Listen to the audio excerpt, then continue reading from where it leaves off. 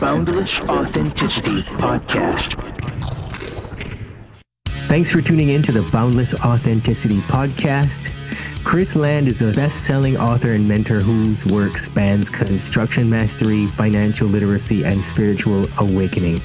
Kris Land is going to explain to us how things like fear quietly train us to outsource authority rather than use our own internal guidance, and share a lifetime of lived experience that just bridges practical mastery and spiritual awakening. And it's going to tell us how inner authority reshapes reality, regardless of any area of life, and lots of other insightful things. So I'll let you take it away, Kris. How'd you get started? From a starting point of view, I started playing with electronics when I was 10 and 11 years old. I've always had a very strong interest in researching things, digging into things, and learning about things. And then I started selling Apple II computers, so that's a long time ago, kind of the start of the personal computer time, when I was in junior high. And also along that timeline, I had a number of very strange things happen to me, things that are not considered normal, out-of-body experiences, near-death experiences, and just some very strange things. And some of them couldn't be brushed off, which is in the book, The Infinity Within, that I've published and have out in the market. The first chapter kind of talks about some of these things that happen. So the way the book is written is the first part of it is a non-fictional memoir of things that happened to me, but the book overall is a fictional character that kind of carries you through the story. So anyway, getting back to your question, a gentleman in North Dakota bought his first Apple from me. He needed accounting software. I knew how to program. So we ended up starting a company. And I wrote the software. He told me how.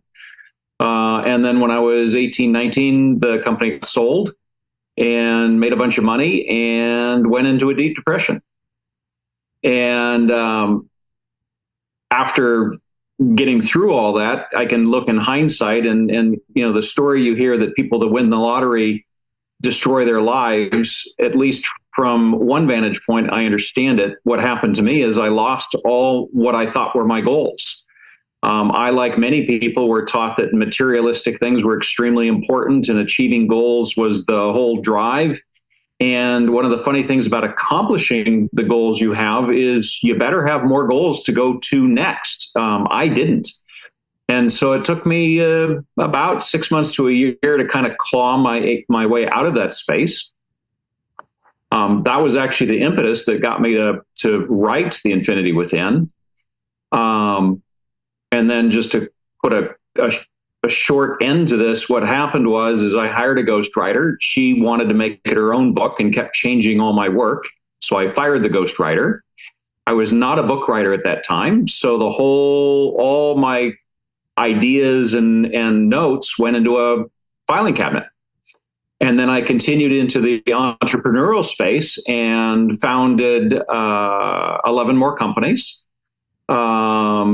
And took one of them public, and the rest were either acquired or merged. And then I found myself in Central Texas, because most of my time was in Northern and Southern California. And ended up starting to write books in the construction space, which during my high-tech days, construction was my hobby.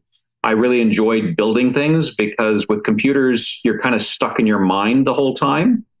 And by doing construction, I was able to use my hands and actually do something physical that didn't have bugs, at least not software bugs. So it gave me a way to use my mind physically. So my first book that I wrote was How to Build Your Dream Home. And through that, I learned how to write books. And then in the beginning of 2025, my wife said that the stories and things I told her about the things I learned about were so helpful that I needed to finish the book. And so I spent the beginning of 2025 doing nothing but finishing the book and getting it published. Surely you mentioned that you felt like you were depressed, right? So what are some personal insights that you could share about overcoming that in greater detail that would help anyone? Absolutely. So for me, finding myself in this place of depression and not knowing what to do next after success, the first thing I did is I built 3 goals that I will never fully achieve, but that I can constantly work on and use that to move forward. So my goals that I created at the very beginning were to have fun, learn, and do neither at the harm or impedance of others. And by having those 3 goals, I was able to kind of claw my way up to the next space. That part I would suggest for anybody, whether it's those goals or some other goals, find some goals that you can enjoy doing, that can move you through life, that are kind of impossible to finish, but you can always strive for. So for example, learning. I can always learn. I can always learn all kinds of cool things, but I'll never stop learning. So it's a really great goal because you can't ever stop learning unless you choose to, and you can always be striving to learn. So I think that was the foundation of kind of getting myself out of that dark space, is moving myself physically and mentally out of it. Let's say you had to do this all over again. What would you do differently? Oh, that's a great question. So I'm a firm believer that there is no such thing as coincidence. In fact, I've even coined a word that I use, so most of my friends know it. I call it quinkadinks. Everything happens for a reason. There are no such thing as quinkadinks. And so when you ask me, what would I do differently? I have to come at that from where am I now? And what do I have now? Because anything you change in your past directly impacts where you are in your space today.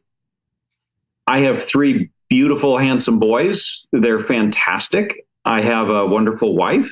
I have a very successful entrepreneurial background, and I'm writing some fun books. And in the case of The Infinity Within, really helping people. So would I change anything in my past? No, because anything I changed that made any difference would most likely remove those things that I have now. People want to hear about you and your personal experiences of overcoming all of the barriers between you and what you wanted to achieve. Well, I didn't overcome all of them. That's for damn sure. I worked my way around them, or I went through them. But there's certainly many things that I set up as goals that I didn't achieve. But I did achieve enough to get to where I am now and be happy with where I am now. So to answer your question, I look at fear. So there's 2 kinds of fears. Let's start there first. There's one fear where the saber-toothed tiger is behind you growling and chasing you down a hill. That fear is a very real and visceral fear, and you better run or you get eaten. So that's one fear. Then there's the fear that stops us from doing things and creates doubt.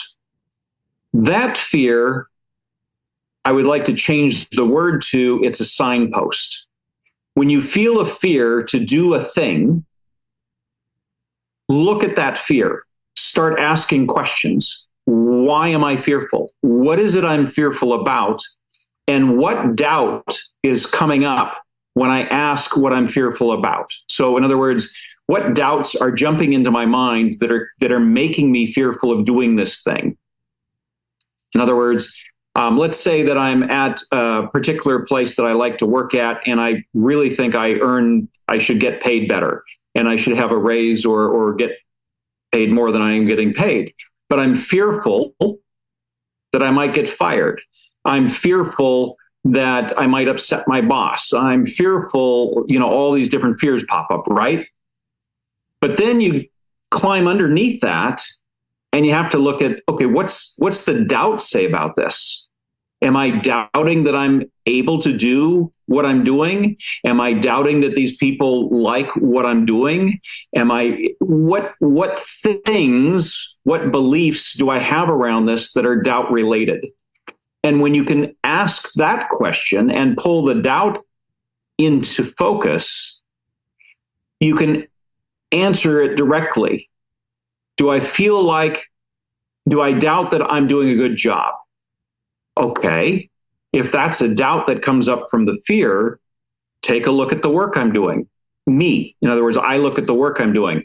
Is it valued? Is it creating value for the company? Are people enjoying it and accepting it? Am I enjoying doing it? If those things are true, even just by answering them, that doubt softens.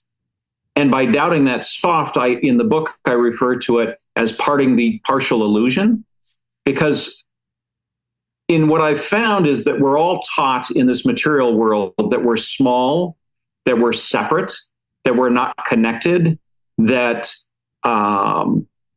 we're disposable, and that things that happen around us that we would call miracles or odd events that we can't explain are not real, and only this physical stuff is real. And I would argue that the reverse is true. The stuff that we're kind of taught from childhood up, and a perfect example of this is, how many stories have you heard of kids that can see ghosts or can do and say things or see things that aren't normal? And the first thing that happens, of course, is the parents, and they're trying to console the child by saying, that's not real. It's just pretend. Your mind is making it up, and all these stories around this, when it very well could have been extremely real. We're taught that the paranormal and the mystical and the miracles in life are not normal, not real, and not believable. And yet we are taught that being small and not being capable and not being able to do things is real. And I'd like to turn that on its end. I'd like to flip it upside down and say, let's start removing doubt, looking at the fear, using it as a signpost to get at the doubts, to answer the doubts in order to kind of part the veil of illusion and start looking at what's really going on and what's real behind the curtain. Okay, so when you sat down the first time and decided, I'm going to write this book, what exactly inspired you to do that? And how did you go about piecing those ideas together? Okay, so the beginning of that answer starts back when I was 20, so many years ago. And initially I started writing it down in notes so that you could call it downloads. You could call it, there's all kinds of different words people use, but basically there's 8 rules I came up with. And I remember that the first 2 or 3 rules were no problem. I got it. And I understood why I had them and what they existed for. And the rest of them I didn't have. And I was talking to a guy that was working with me. His name was Brandon. And we were outside the office and he was smoking. And we were talking about these concepts. And all of a sudden, the rest of the rules just popped into my mind and I just went, and they were out. Well, then for a couple of months, I completely forgot what I said. And so I had to come back to it and really kind of get that download or re-find where that download went and immediately write it down so I didn't forget it again. So I think the first part of the answer is I didn't want to mess up or blur what had come to me. When I hired the ghostwriter, I really felt that what I had learned, what I had put together as concepts and ideas were very valuable, because anybody I shared them with, it changed the way they looked at life. Now, what does that really mean? Well, for me, growing up, even to today, I can be sitting in a coffee shop and some random person will come up to me, sit down in the chair next to me, tell me a part of their life story. We'll have a chat, get up, and walk away. And what I realized, back to the statement, there are no such thing as coinkydinks, this person needed to talk to me at that time to hear something I had to say, and they said something I needed to hear at that time. And so the universe brought us together, or our connection brought us together to have that conversation. So in a lot of these conversations, I would take bits, parts, and and the essence of the infinity within that I had back then, share parts of it, and I could see it visibly change them. Their step was lighter. They were smiling more. They weren't as upset about something that really horrible happened. It gave them a different view or vantage on what was going on in their life. And so that's why I hired the ghostwriters. I thought, this stuff is really useful. It has a powerful impact. But unfortunately, like I said, the lady just kept on wanting to make her own darn story out of this and take my material and then change everything. And so it went into a filing cabinet. Well, it sure sounds like that was her way of telling you need to write the thing on your own. Well, that and wait, right? The timing wasn't evidently right? But you're absolutely right. I needed to write it on my own, and the timing wasn't right, because 40 years later, I met my wife. Well, I met my wife in San Diego. She'd had a very difficult childhood. And so she would ask me questions about life, and I would share parts of the story. At the beginning of 2025, she said, these stories, this stuff you're telling me, have changed my life. You need to finish the book. So it was really my wife that said, you need to finish this book, that said, all right, I need to take this serious. I now have the writing skills because I've written other books and published other books. I know how to write a book now, going to the point that you made. So I took all my notes out of my filing cabinet. We're talking 40 plus years later, and spent those 3 months doing nothing but finishing the book. So give me your best monologue on cultivating a sense of sovereignty in order to self-realize, which you clearly have. And it happened for you pretty early. I'd say 20 is pretty early to start coming up with all of these different ideas, right? There is this culture of trying to individuate by copying what everyone else in the external world is doing or what the media says to do.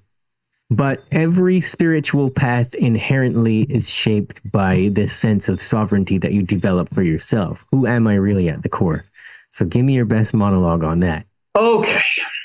That dives more into the infinity within in a big way. So going back to after I'd created my 3 kind of non-finishable goals, I got hired at a bank in San Diego by my boss's name, coincidentally, was Kris as well. And Kris, very intelligent, very nice guy, and a tried and blue atheist. And even though I have absolutely zero problem with people believing anything they want to believe, it didn't sit right with me for him to be an atheist. I don't know why. It just didn't sit right. So I really spent some time putting some energy into, how do you answer, do we have a soul? I mean, unless you have some way of empirically measuring it, how do you know? And then I came up with 4 questions. And the questions, what they do is they don't guarantee you have a soul or you don't, but what they do is they show you that all the upside is in believing you have a soul, and all the downside is in believing you don't, whether or not you do or don't.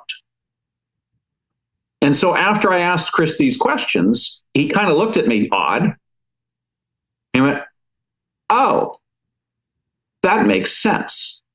And it was able to shift him to at least accept the idea that he had a soul. I said, you're a bad man, Kris Land. You can't go around paradigming people. I'm just kidding. But I'm sure that had a profound impact on him. So I mean, to ask you the same question that you posed in your answer to that was, how do you answer the question of, do you have a soul or not?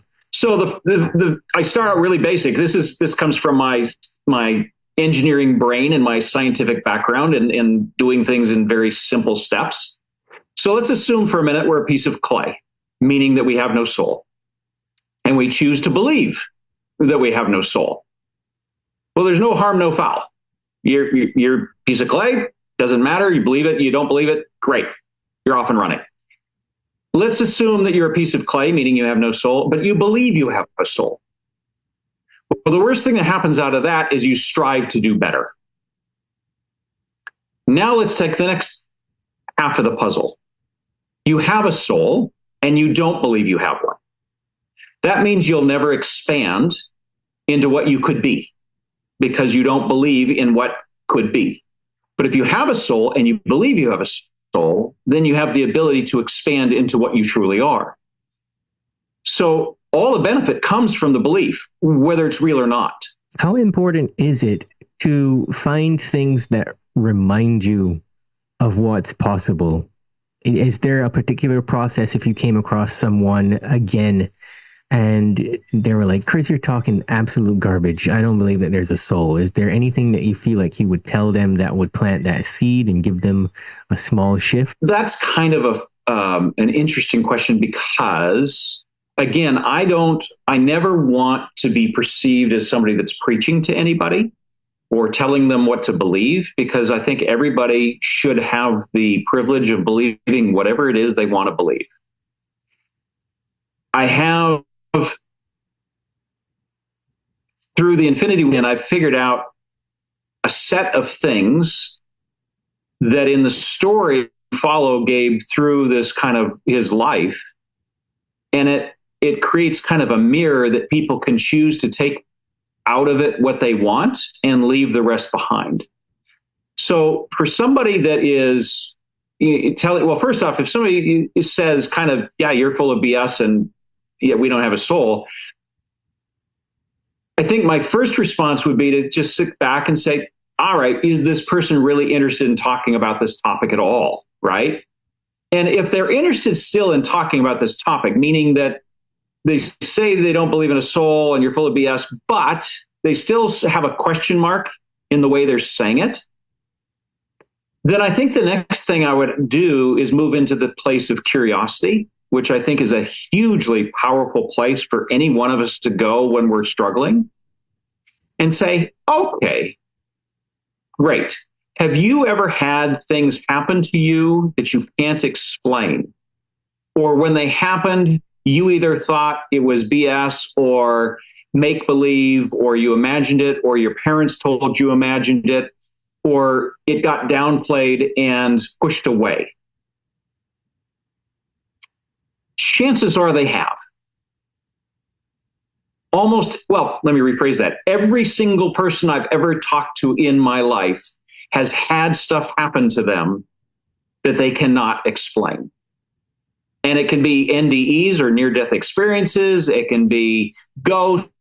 It can be things moving that shouldn't have moved. It can be as simple as going to a David Copperfield magic show and seeing some stuff that didn't really make sense. Those are all those are also signposts of what's really going on. It's kind of like fear in a different way. Those are the things that show us or remind us of what's really going on. And so if somebody says, I don't believe in a soul and this is all crap, I would really start asking them about those things and say, tell you what, pick the one that you don't understand the most and tell me about it. And let them go back, travel in their mind to that time and experience again in their mind what they experienced. And then, of course, immediately thereafter, there's usually a whole bunch of doubt and things thrown at it, right?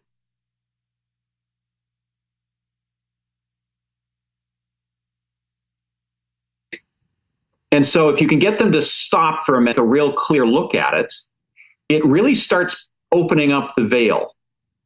It really, that things aren't what they seem. And so for those people that have really come down hard on the fact that reality is we're small, there is no soul and all this stuff, I would argue that those people probably had some pretty heavy duty things happen that they then got slammed pretty hard for. And so having that curiosity and getting them back into a space where they can take a look at it may be very helpful for them. So what do you wish for people to get out of the infinity within? A feeling of space and freedom, a feeling of understanding that they're a lot more than a piece of clay, that we are all connected, and that we're taught in a material world that we're not, because of control and money. And, money's not evil. It's just, it's a way to ignore some of the things that are really going on by using it for things that may not be beneficial. So what's your favorite chapter of the book? Oh, I would say, I think it's chapter 9. It's up in the later chapters. I'm pretty sure it's 9. It's either 8 or 9. It's called The Orchard Hush. And the Orchard Hush is the place that Gabe arrives with Elias. And it's an apple orchard. And they go camp out. And that's where Gabe starts really stretching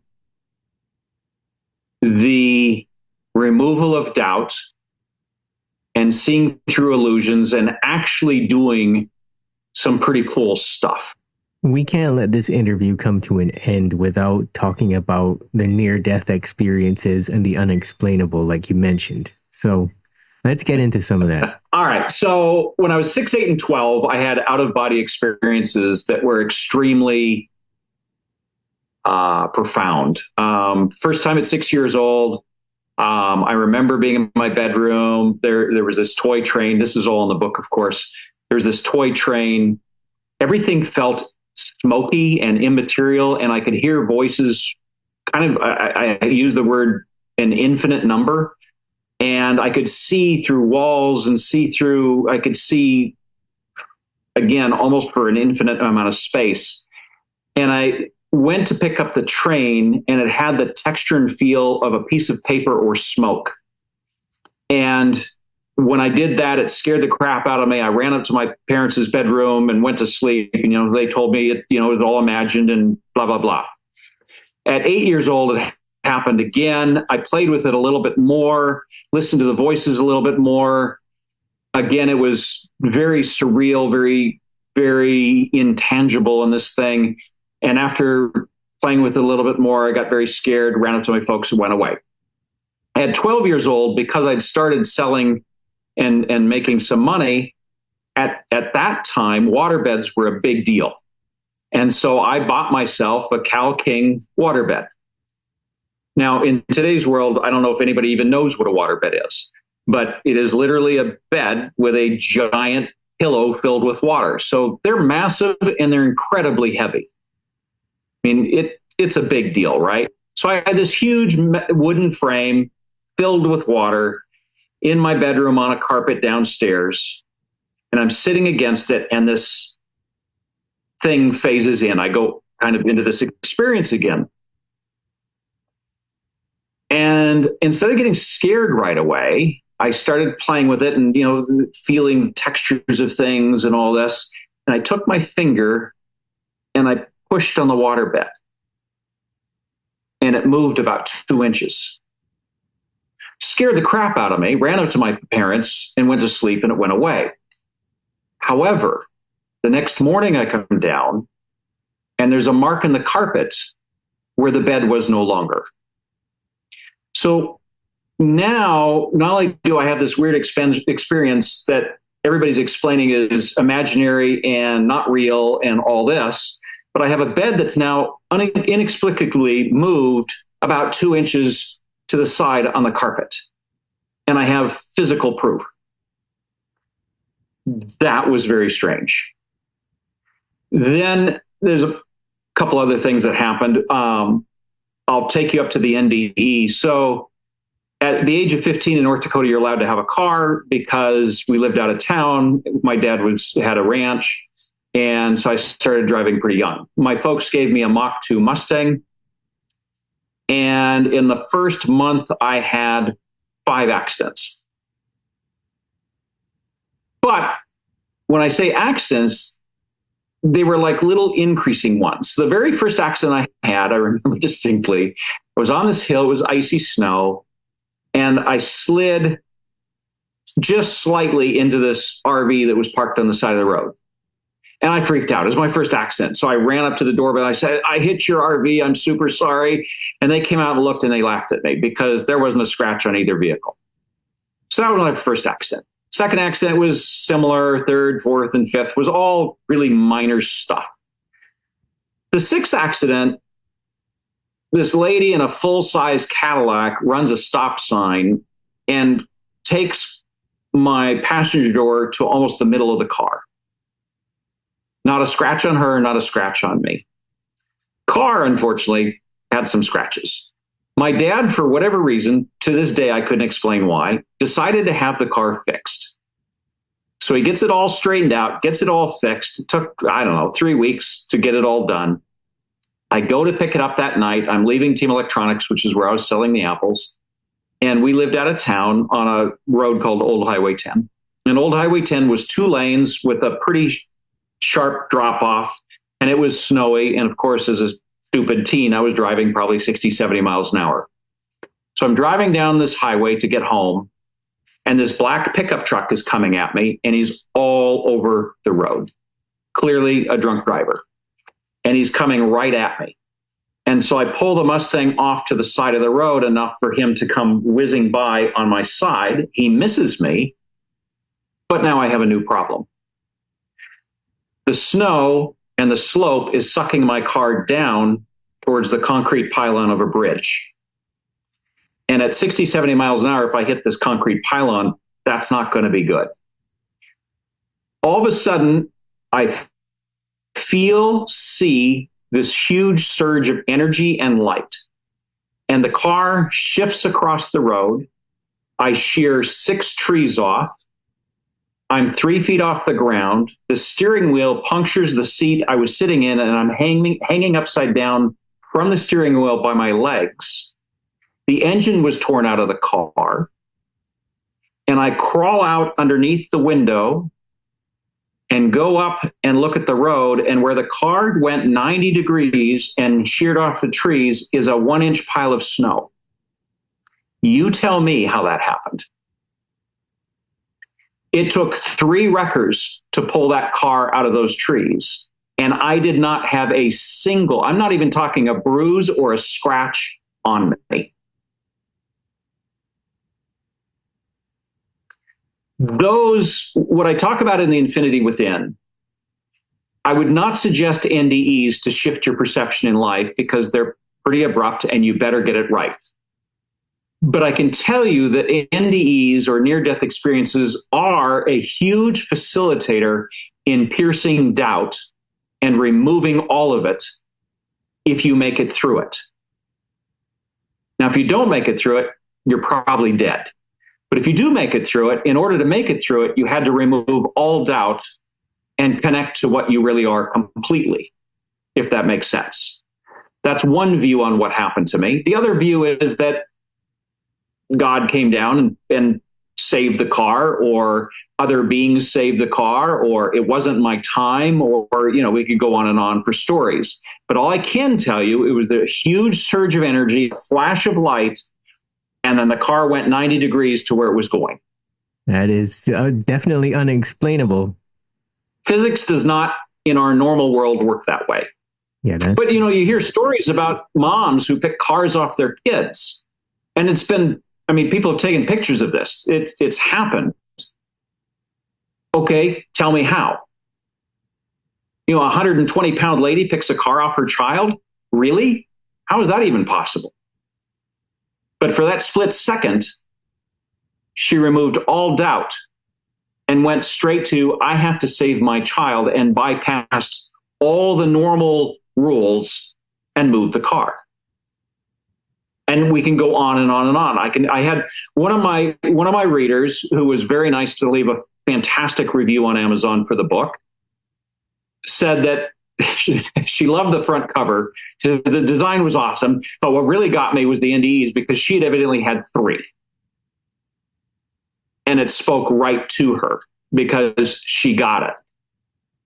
So you can remove doubt in what I would consider the smaller, more practical way, which is not having a near-death experience, because those are pretty abrupt. And a good example, this is more of a storyline, but it's a great storyline. Do you remember in The Matrix, in Neo, and he sits down with the kids that are bending spoons? That is something that you can do without having an NDE. that is something that anybody can do with a small amount of training of removing doubt.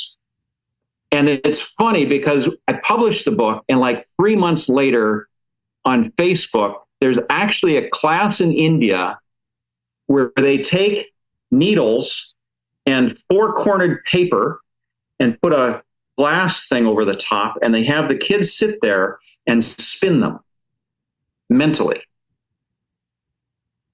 I would suggest to anybody that's interested in this stuff and looking at removing doubt from and figuring out who they really are, is to go set that up and just sit in a quiet space and pull the doubt away and know that you're moving the paper. And the first time that starts tugging, you're going to immediately, I can guarantee it, you're going to go, oh my God, I'm scared. That didn't happen. The earth moved. The moon shifted, something. Because we're not comfortable with this. When we actually do something like this, the first reaction is this knee jerk of fear, because we doubt we could do it. And then you sit down and you look at the fear and you take away the doubt and you move the paper a little bit more. And pretty soon you start spinning the paper. And all of a sudden your entire shift on life, your entire look on life shifts. And it's really a simple little exercise. And you can do it for a couple bucks, but you can change your entire view on how the world works when you start spinning that paper and spinning it the other direction and doing stuff like that. I agree with you. I've seen some pretty magical and unexplainable things myself, and I've met people. I have family members, people who swear they've levitated and all these different things, and I know what you're talking about. It happens all the time. Yeah, exactly. It's just everybody doesn't talk about it because they're gonna think I'm a crackpot. It didn't happen. It's impossible. I mean, it's the same story over and over again. Thanks for being on the Boundless Authenticity podcast. Please tell the audience where they can find you. Absolutely. So krisland.com is my homepage, and all my books in the Infinity Within are on that. You can also go to Amazon, type in the Infinity Within, and there's paperback, hardcover, Audible, all versions are available. Funny story on the Audible, I was very fortunate to get a gentleman named, and I always butcher his name, and he probably rolls in his bed knowing that I say it wrong, but I believe he pronounces it Eduardo Bellini. He's actually an award-winning narratist, and he's a professional actor and screenwriter, and I think even director. He accepted the narration of my book. Why it was exceptionally important for me is he also narrated Eckhart Tolle's books. The Buddha had released some books, I guess, on reality. He narrated that. He did Dean Koontz's books. He's done some pretty major players. He's narrated over 700 books. And the reason I bring that all up is if you like Audible, his voice lends a whole nother layer to the story. Also on Google, if you type the Infinity Within, I take up about the first 3 or 4 pages now. You can get the book at Barnes & Noble. You can get it, believe it or not, at Walmart. You can get it on Amazon, Apple, almost any place now. All right. Well, I'll be waiting for my signed copy in the mail. Sounds good. Thanks for exploring this conversation with us. If you want to keep discovering tools to reclaim your inner authority and live aligned, hit subscribe. I think that rhymed. Liking this episode helps us to understand what resonates with you the most, and sharing it helps someone else take their next step towards transformation. So until next time, thanks for tuning in to the Boundless Authenticity podcast.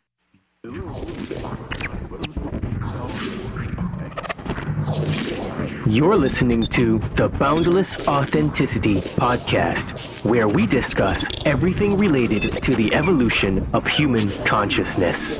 At the very least, people need to understand that the United States builds bunkers, which are basically cities underground, every 3 months. Basically, when you dream, you tap into your subconscious. It is your nocturnal intuition, your creativity and imagination.